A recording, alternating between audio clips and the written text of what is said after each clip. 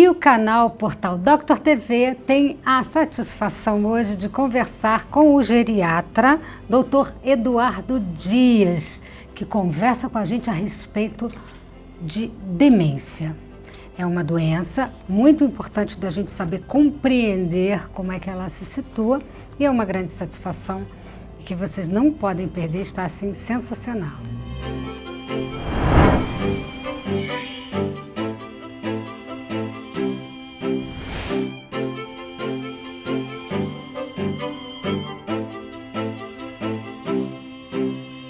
Doutor Eduardo Dias, obrigada pela sua participação aqui no nosso canal. Então, vamos começar tentando compreender o que é a demência, né, doutor? Demência, na verdade, é um grupo de várias doenças. Para eu falar que o paciente tem demência, eu preciso ter três coisas, né? Primeiro, o paciente tem que ter uma alteração de memória, né? Depois disso, ele tem que ter um comprometimento funcional, então ele tem que ter perdido uma das capacidades das atividades de vida diária, por exemplo, comer sozinho, se vestir sozinho, fazer higiene sozinho, fazer a transferência, como por exemplo sair da cama, ir para um sofá, né? E além disso ter um teste de avaliação cognitiva positivo. Eu juntando esses três itens, eu fecho o diagnóstico de demência, né? Bom, doutor, então assim, peraí, a gente está falando de uma situação que eu não tenho dúvida, todos vivemos alguma situação assim na família, com alguma pessoa próxima. Tem várias doenças que estão relacionadas à demência, então? Isso, existem várias doenças que são chamadas síndromes demenciais, né? Dentre elas, a principal é a doença de Alzheimer, né? Que é muito caracterizada pela perda de memória e a perda funcional. Existem outras demências que o paciente até tem perda de memória, mas isso não é muito evidente. Então, por exemplo, eu posso falar demência de corpúsculo de Lewy. É uma demência que o paciente tem alteração de memória, mas ele tem muito mais alteração motora, né? Então ele tem dificuldade para andar, ele começa a cair demais e ele tem uma alteração comportamental. Ele pode ter alucinações, pode ter delírios, né?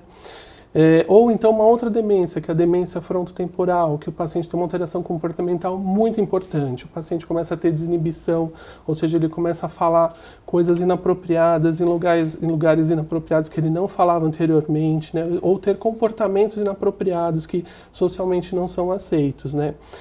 E existem outros tipos de demência, esses talvez sejam os principais, mas ainda hoje a principal e a que mais comum no mundo inteiro é a demência de Alzheimer, é a doença de Alzheimer. E essa doença é uma doença que é mais comum nas pessoas mais idosas? Isso, ela é mais comum nas pessoas mais idosas, acima de 60 anos, mas eventualmente pode acontecer nos mais jovens também. Mas não é uma doença específica do idoso. A gente vai ver, quanto mais a população vai envelhecendo, mais frequente a gente vai ver a demência de Alzheimer. Bom, doutor, uma doença que eu tenho certeza que todo mundo deve estar se perguntando, que é e Parkinson. Como fica localizada? É um tipo de demência também ou é diferente? Não, é diferente, né? Eu posso ter a demência secundária à doença de Parkinson, mas é um pouco mais raro. A doença de Parkinson é uma doença basicamente motora. Então o paciente vai ter o quê? Vai ter tremor, né? Que a gente vê habitualmente os pacientes tremendo, né? A bradicinesia, que é a dificuldade de fazer os movimentos, né? Então o paciente é mais lento para fazer os movimentos, e a instabilidade postural. O paciente tem dificuldade de se manter às vezes andando, ou, né, de começar o movimento, né? Então isso é muito comum. Então o Parkinson tem mais alteração motora. A demência, ela tem alteração cognitiva, geralmente alteração de memória. Então são doenças diferentes que eventualmente pode acontecer junto, tá? Doutor, isso acontece muito, até porque a gente hoje vive o senhor que é geriatra sabe disso, né? O nosso país está envelhecendo cada vez mais e a gente vai ter um número de casos cada vez progressivamente maior.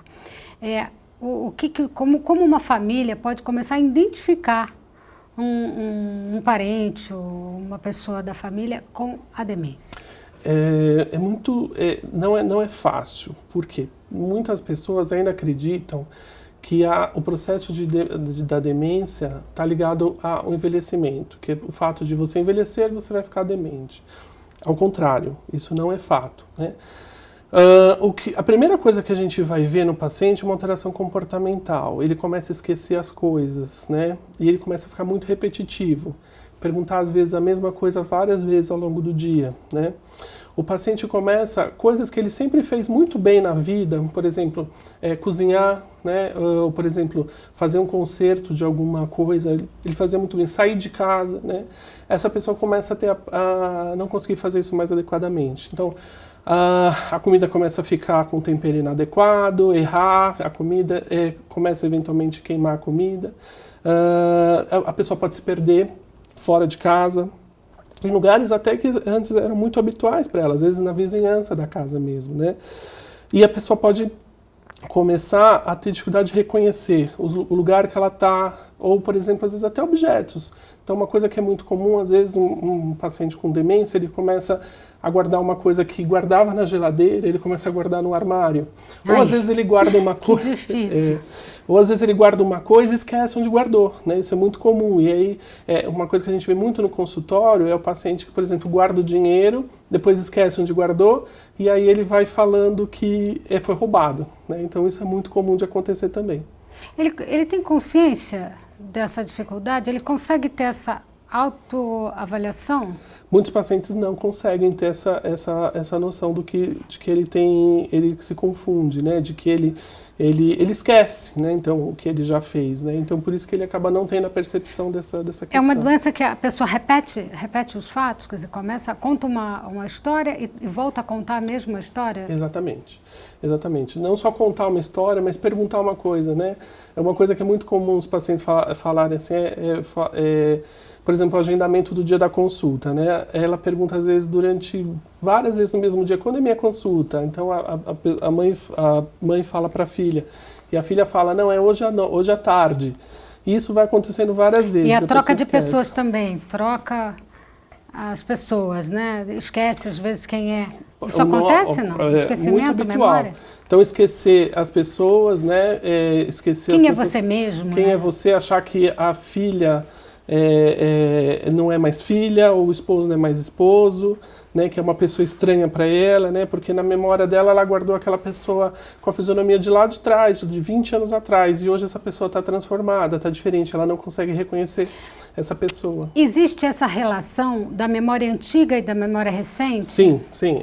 O paciente com demência, de uma forma geral, ele tem dificuldade para a memória recente, para guardar as coisas de hoje. A memória antiga, nas fases mais avançadas, se perde, né? Mas nas fases mais iniciais, o paciente perde essa capacidade da memória recente, mas ele consegue ter ainda preservado coisas da memória antiga. Por isso que às vezes as famílias até não conseguem entender, porque a gente fala assim, demência é um problema de memória, mas ele consegue lembrar de coisas do passado distante, né? Mas a família não consegue identificar que essa memória que está afetada é a memória remota, não a memória agora, a memória atual, né? É interessante, então.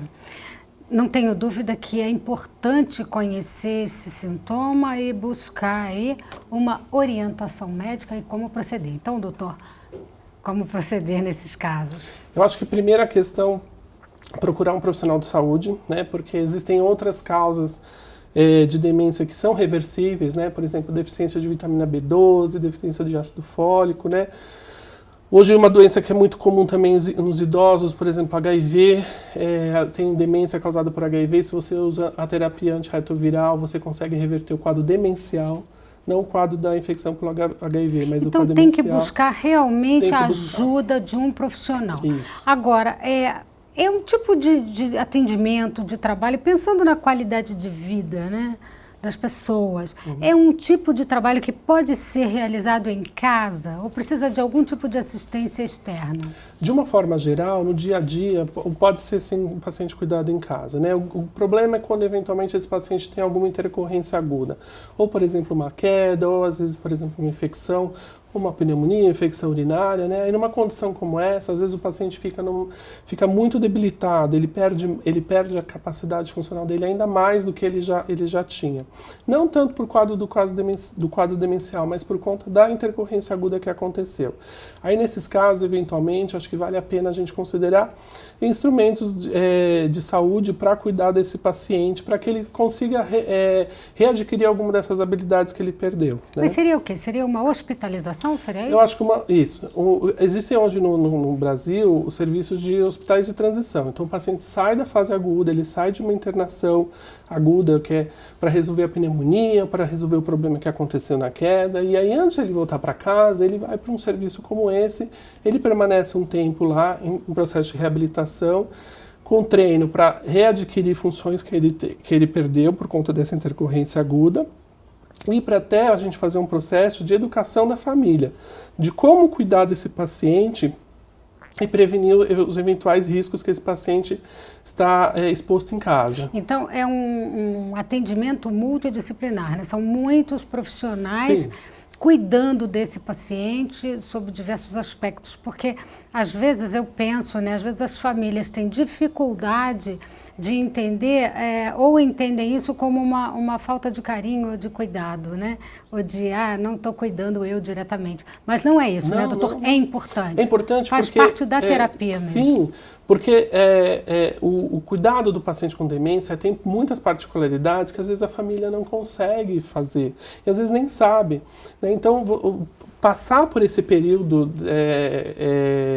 de internação para uma reorientação, uma readequação e para a família conseguir lidar com essas dificuldades que o paciente vai ter ao longo da evolução da doença é até educativo para a família. Sim. E com isso a gente previne novos agravos, previne que esse paciente vá reinternar a curto e a médio prazo por uma nova intercorrência, né? Quer dizer, é sem dúvida nenhuma qualidade de vida. Olha, tem muita novidade hoje, eu não tenho dúvida que assim, a gente pode encontrar diversas alternativas de solução para ajudar vocês numa situação que eu tenho certeza que hoje está presente em muitas famílias, né?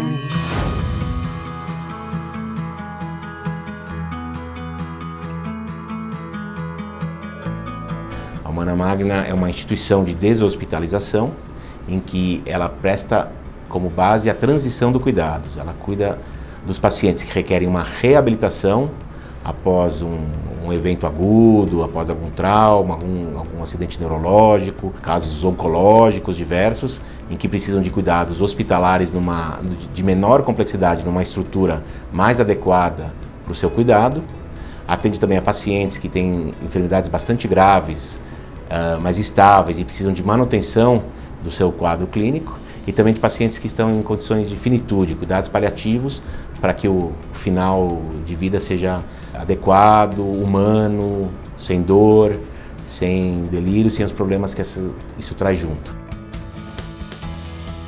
A gente entende que todos nós somos seres bio, psico, social e espiritual. E para que a gente esteja bem, não é só tratar o nosso corpo, nós precisamos tratar tudo de uma maneira por igual. Por isso, o nosso modelo ele é pautado em 4 pilares. O primeiro pilar definimos qual é a linha de cuidado que esse paciente precisa, se ele é um paciente de reabilitação ou se ele é um paciente de cuidados paliativos, de final de vida. O segundo pilar é a transdisciplinaridade, onde todas as disciplinas se conversam e conseguem identificar o que é melhor para a recuperação daquele paciente. Os cuidados são coordenados em conjunto por uma equipe médica, uma equipe de enfermagem, fisioterapia, fonoterapia, terapia ocupacional, nutrição, farmácia, odontologia, psicóloga e assistente social.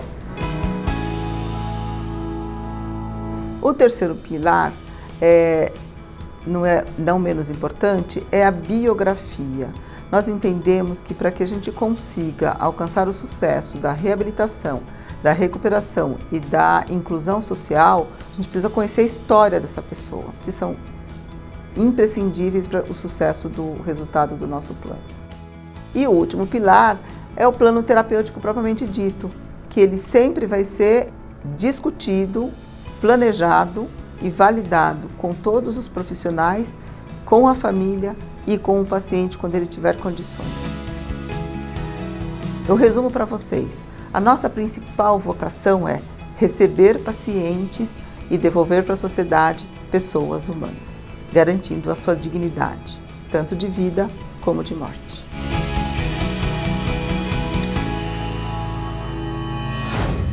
Então, doutor, pois é, eu não tenho dúvida que realmente é muito importante esse tema, que todas as pessoas de casa vão escrever aí suas dúvidas para a gente vai encaminhar para o doutor, tá? É importante a sua participação para a elucidação, para o melhor entendimento a respeito desse assunto. Obrigada, doutor, mais uma vez aqui pela sua participação aqui, e eu queria lembrar vocês, deixe o seu like, inscreva-se no canal, acione o sininho, porque eu vejo vocês no próximo vídeo.